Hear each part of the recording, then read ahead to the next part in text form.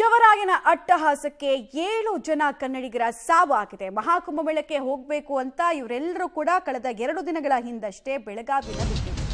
But ಮಾರ್ಗ ಮಧ್ಯೆಯೇ ಅಸುನೀಗಿದ್ದಾರೆ.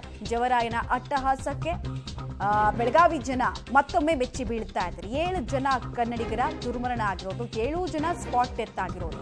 ಭೀಕರ ಅಪಘಾತಕ್ಕೆ ಏನ್ ಕಾರಣ ಅನ್ನೋದ್ರ ಡೀಟೇಲ್ಸ್ ಕೂಡ ನಾವು ಹೇಳ್ತಾ ಹೋಗ್ತೀವಿ. ಇದರಲ್ಲಿ 3 ಸ್ಥಿತಿ ಗಂಭೀರವಾಗಿದೆ. ಗೋಕಾಕ್ ನಗರದಿಂದ ಕ್ರೂಸರ್ನಲ್ಲಿ ಕನ್ನಡಿಗರು ಹೋಗ್ತಾ ಇದ್ರು. ಮಧ್ಯಪ್ರದೇಶದ ಜಬಲ್ಪುರವನ್ನ ಅವ್ರು ತಲುಪ್ತಾರೆ. ಅಲ್ಲಿ ಪೆಹ್ಲಾ ಟೋಲ್ ಅಂತ ಇರುತ್ತೆ. ಆ ಟೋಲ್ ಅನ್ನ ಕ್ರಾಸ್ ಮಾಡ್ತಾ ಇದ್ದ ಹಾಗೆ ನಿಂತಿದ್ದ ಬಸ್ಗೆ ಕ್ರೂಸರ್ ಡಿಕ್ಕಿ ಹೊಡೆದಿದೆ.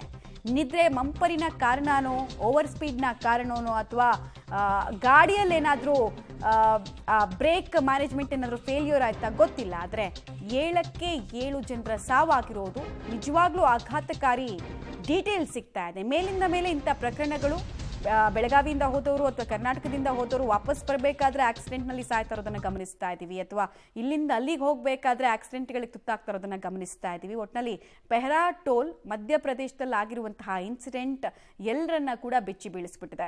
ಇದೇ ಫೆಬ್ರವರಿ 26ನೇ ತಾರೀಕು ಮಹಾಕುಂಭಮೇಳದಲ್ಲಿ ಕುಂಭಸ್ನಾನ ಮಾಡೋದು ಲಾಸ್ಟು. ಹೀಗಾಗಿ ತುಂಬ ಜನ ಬೇರೆ ಬೇರೆ ಊರಿನಿಂದ ಹೋಗಬೇಕಾದ್ರೆ ಆ ರಸ್ತೆ ಮಧ್ಯದಲ್ಲಿ ಸಾಮಾನ್ಯವಾಗಿ ಈ ಆಕ್ಸಿಡೆಂಟ್ಗಳೆಲ್ಲ ಆಗ್ತಾ ಇರೋದು ಬೆಳಗಿನ ಜಾವ ನಾನಾ ಫ್ಯಾಕ್ಟರ್ಗಳ ಕಾರಣ ಇರುತ್ತೆ. ಒಂದು ಚಾಲಕ ನಿದ್ರಾ ಮಂಪರ್ನಲ್ಲಿ ಗಾಡಿ ಓಡಿಸೋದು, ದೇಹದ ಪ್ರಕೃತಿಗೆ ವಿರುದ್ಧವಾಗಿ ನಾವು ಕೆಲಸ ಮಾಡಿದಾಗ ಇಂಥ ಅಪಘಾತಗಳಾಗ್ತಾ ಇರೋದನ್ನು ನಾವು ನೋಡ್ತಾ ಇದ್ದೀವಿ. ಇದಂತೂ ಭಾಳ ಡೆಡ್ಲಿ. ಅದು ಒಂದೇ ಕುಟುಂಬದವರು ಇವರೇನಾದರೂ ಆಗಿದ್ರೆ ಇನ್ನೂ ಅದು ಅತೀವ ನೋವು ತರುವಂತಹ ಸಂಗತಿ. ಡೀಟೇಲ್ಸು, ಮೃತಪಟ್ಟವರು ಯಾರ್ಯಾರು, ಎಲ್ಲಿಯವರು, ಏನೇನು ಕೆಲಸ ಮಾಡ್ಕೊಂಡಿದ್ರು ಅನ್ನೋದ್ರ ಬಗ್ಗೆ ಎಲ್ಲ ನಮಗೆ ಮುಂದಿನ ಹಂತದಲ್ಲಿ ಸಿಗ್ತಾ ಹೋಗುತ್ತೆ. ಈಗಾಗಲೇ 40 ಕೋಟಿಗೂ ಅಧಿಕ ಜನ ಮಹಾಕುಂಭಮೇಳ ಸ್ನಾನದಲ್ಲಿ ಮಿಂದೆದ್ದಿದ್ದಾರೆ. ಇವರು ಕೂಡ ಪಾಪ 10 ಜನ ಸೇರಿಕೊಂಡು ಕುಂಭಮೇಳಕ್ಕೆ ಹೋಗಬೇಕು ಅಂತ ಮಧ್ಯಪ್ರದೇಶವನ್ನು ತಲುಪಿದ್ರು. ಅಲ್ಲಿ ಪೆಹ್ಲಾ ಟೋಲ್ ಹತ್ರ ಈ ಘಟನೆ ಆಗಿರೋದು. ಇನ್ನೂ 3 ಸ್ಥಿತಿ ಕ್ರಿಟಿಕಲ್ ಆಗಿದೆ. ಅವರು ಬದುಕುಳಿಯುವಂತಹ ಚಾನ್ಸಸ್ ಏನು ಅನ್ನೋದು ಇನ್ನೂ ಗೊತ್ತಾಗಿಲ್ಲ. ಇನ್ನು ಇನ್ಸಿಡೆಂಟ್ ಆದಂತಹ ಜಾಗದಲ್ಲಿ ನೋಡಿ, ಇದೇ ಕ್ರೂಸರ್ ವಾಹನ ಮುಂಭಾಗ, ಕ್ರೂಸರ್ ವಾಹನದ ಮುಂಭಾಗ ಅಥವಾ ಟಾಪರ್ ಪಾರ್ಟ್ ಅಂತ ನಾವೇನು ಅಂತೀವಿ, ಅಪ್ಪರ್ ಪಾರ್ಟು, ಅದು ಕಂಪ್ಲೀಟಾಗಿ ನಜ್ಜಿಗುಜ್ಜಾಗಿದೆ. ಕಂಪ್ಲೀಟ್ಲಿ. ಇನ್ನು ಅದ್ರ ಒಳಗಿದ್ದವರ ಸ್ಥಿತಿಯನ್ನು ನಾವು ಊಹೆ ಮಾಡ್ಕೊಳ್ಬೋದು ಏನಾಗಿರ್ಬೋದು ಅಂತ. ಇದರಲ್ಲಿ ಟೋಟಲ್ ಆಗಿ 10 ಜನ ಇದ್ರು. ವೆಹಿಕಲ್ ಕಂಪ್ಲೀಟ್ ಆಗಿ ಮಾಂಸದ ಮುದ್ದೆ ರೀತಿ ಆಗಿ ಹೋಗಿದೆ. ಇದರಲ್ಲಿ ಟೋಟಲ್ ಆಗಿ 10 ಜನರಲ್ಲಿ 7 ಜನರ ಸ್ಪಾಟ್ ಡೆತ್ ಆಗಿದೆ. 3 ಜನ ಕ್ರಿಟಿಕಲ್ ಇದ್ದಾರೆ. ಅವರು ಬದುಕುಳಿಯುವಂತಹ ಚಾನ್ಸಸ್ ಎಷ್ಟಿದೆ ಅನ್ನೋದು ಕೂಡ ತಿಳ್ಕೊಳ್ಬೇಕಾಗಿದೆ. ಬೆಳ್ಳಂಬೆಳಗ್ಗೆ ವಿಧಿಯಾಟಕ್ಕೆ 7 ಜನ ಕನ್ನಡಿಗರು ಅಸುನೀಗಿರುವಂತಹ ಡೀಟೇಲ್ಸ್ ಇದೆ. ಅತ್ಯಂತ ಭಯಾನಕವಾಗಿ ಅವರ ಅಂತ್ಯ ಆಗಿರೋದು ನಿಮಗೆ ಈ ವೆಹಿಕಲ್ನ ಚಿತ್ರಣವನ್ನು ನೋಡ್ತಾ ಇದ್ರೆ ಗೊತ್ತಾಗ್ತಾ ಇದೆ ಎಷ್ಟು ಡೆಡ್ಲಿ ಆಕ್ಸಿಡೆಂಟ್ ಆಗಿದೆ ಈ ಭಾಗದಲ್ಲಿ ಅಂತ. ಸದ್ಯಕ್ಕೆ ಆ ಗಾಡಿಯನ್ನು, ಆಕ್ಸಿಡೆಂಟ್ಗೆ ತುತ್ತಾಗಿರುವಂತಹ ಗಾಡಿಯನ್ನು ತೆರವುಗೊಳಿಸುವಂತಹ ಕೆಲಸ ಕೂಡ ಅಲ್ಲಾಗ್ತಾ ಇದೆ. 2 ದಿನಗಳ ಹಿಂದಷ್ಟೇ ಪಾಪ ಗೋಕಾಕ್ನಿಂದ ಇವರೆಲ್ಲರೂ ಕೂಡ 26ನೇ ತಾರೀಕು ಅಷ್ಟೊತ್ತಿಗೆ ಉತ್ತರ ಪ್ರದೇಶವನ್ನು ತಲುಪಬೇಕು ಅಂತ ಹೊರಟಿದ್ರು. ದೇವರ ಧ್ಯಾನಕ್ಕೆ ಅಂತ ಹೊರಟವರು ಈಗ ಮಸಣಕ್ಕೆ ಸೇರುವಂತಾಗಿದೆ. ಒಂದು ಅಪಘಾತ. ಡೀಟೇಲ್ಸ್ ಕೊಡ್ತಾರೆ ದಿಲೀಪ್.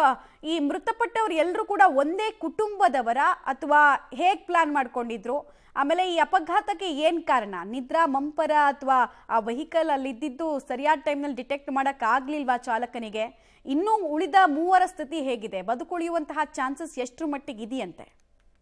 ಮಮತಾ, ಏನಂತಾರೆ, ಒಂದು ಕರೆಕ್ಷನ್ ಅಂತಾರೆ, ಬೆಳಗಾವಿ ಜಿಲ್ಲೆ ಗೋಕಾಕ್ನವರು 6 ಜನ ತಿರ್ಕೊಂಡಿದ್ದಾರೆ. ಒಬ್ರು ಬೇರೆ ಸ್ಟೇಟ್ ಅವರು, ಆ ಕಡೆ ಏನು ಗಾಡಿ ಗುದ್ದಿತ್ತು ಆ ಸ್ಟೇಟ್ ಅಂತ ಹೇಳಿ. ಹೀಗಾಗಿ ಒಂದು ಕರೆಕ್ಷನ್ ಅಂದ್ರೆ 6 ಜನ ಈಗಾಗಲೇ ತಿರ್ಕೊಂಡಿರುವಂತದ್ದು. ಮತ್ತೆ ಈಗ ನಮಗ್ ಬರ್ತಾ ಮಾಹಿತಿ, ಈಗ ಏನು ದೇವಾಂಗ ಸಮಾಜ ಅಂತ ಇರುತ್ತೆ, ಈ ದೇವಾಂಗ ಸಮಾಜ ಎಲ್ಲರೂ ಸೇರಿ 26ನೇ ತಾರೀಕಿಗೆ ಏನೋ ಪುಣ್ಯಸ್ನಾನ ಮಾಡೋದು ಅಂತ ಹೇಳಿ ಒಂದು ಪೂಜೆಯನ್ನು ಮಾಡಿಕೊಂಡು 2 ದಿನಗಳ ಹಿಂದೆ ಗೋಕಾಕನ್ನ ಬಿಟ್ಟಿರ್ತಾರೆ. ಹೀಗಾಗಿ ಎಲ್ಲರೂ ಕೂಡ ಬಹುತೇಕ ಏನಂತಂದ್ರೆ ರಿಲೇಷನ್ ಅಂತ ಹೇಳ್ಬೋದು. ಒಂದು ರಿಲೇಷನ್ ಅಂತಂದ್ರೆ ಮಾವಾಳೆ ಇಬ್ರು ಸತ್ತಿದ್ದಾರೆ. ಏನಂದ್ರೆ ಮಾವಾಳೆ ಸೇರಿ ಹೋಗ್ಬೇಕಾಗಿತ್ತು, ಆದ್ರೆ ಈ ಒಂದು ದುರದೃಷ್ಟ ಅಪಘಾತದಲ್ಲಿ ಮಾವಾಳೆ ಇಬ್ರು ಕೂಡ ಸತ್ತೋಗಿರುವಂತದ್ದು ಮಮತಾ. ಮತ್ತೆ ಇನ್ನೂ ಕೂಡ ಮಾಹಿತಿಯನ್ನ ಪಡಿತಾ ಇದ್ದಾರೆ ಯಾರು ಹೇಗೆ ಅಂತ ಹೇಳಿ. 6 ಜನ ತೀರು ಹೋಗಿದ್ದು ಮಾತ್ರ ಕನ್ಫರ್ಮ್ ಆಗಿರುವಂತದ್ದು. ಮತ್ತೆ ಇನ್ನು 3 ಜನರಿಗೆ ಗಂಭೀರ ಗಾಯ ಆಗಿದೆ. ಅವರೆಲ್ಲರೂ ಕೂಡ ಸ್ಥಳೀಯ ಆಸ್ಪತ್ರೆಗೆ ಸೇರಿಸಲಾಗಿದೆ ಅಂತ ಹೇಳಿ ಮಾಹಿತಿ ಇರುವಂತದ್ದು ಮಮತಾ.